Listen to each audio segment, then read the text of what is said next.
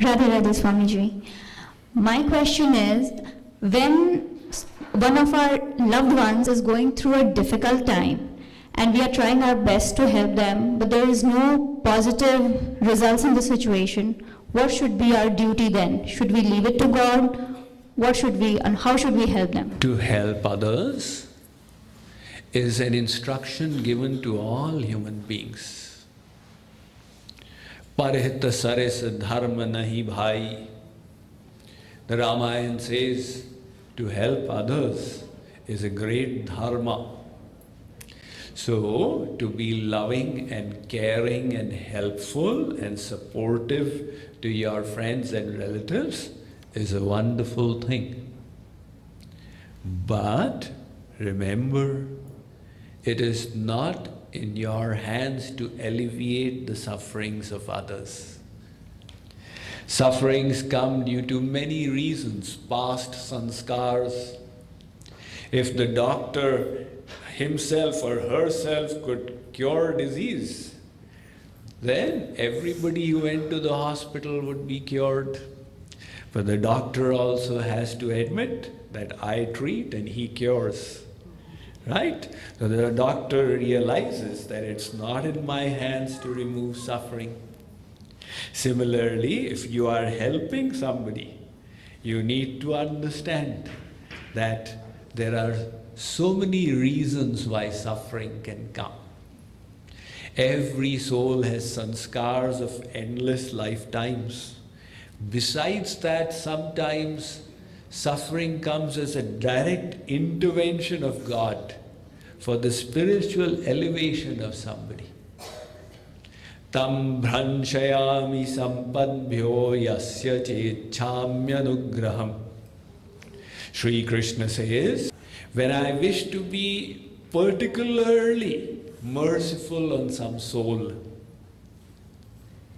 when I love some soul very dearly, I snatch away his or her material luxuries. I make life difficult and painful for that soul. In that case, the suffering is a grace of God, and we are trying to alleviate it. Earlier days, they used to say, spare the rod and spoil the child. So in the abode of God, He doesn't spare the rod. He wants to bestow special grace on us, so He makes life difficult. But nevertheless, it is not for us to think, oh, this is the grace of God. When somebody is suffering, the appropriate sentiment is that I must try and help. But help in a detached manner. In other words, do your duty and leave it at that. Karmanyevadhikaraste ma phaleshu kadachana. Do your duty, whether it's to your friends or your relatives or your family members or your children. As the children grow up, you will realize that it's not in your ability to control them.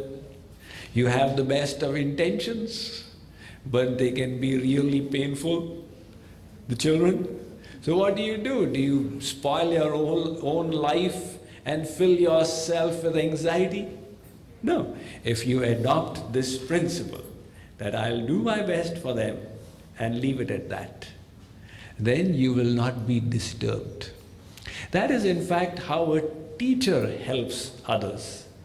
The teacher does her duty nicely, compassionately, but she knows that despite my best efforts, some will respond, some will not.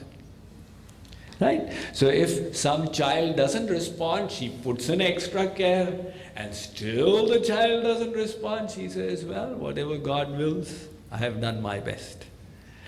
We must adopt that formula in our philanthropy, in our compassionately motivated endeavors to help others as well.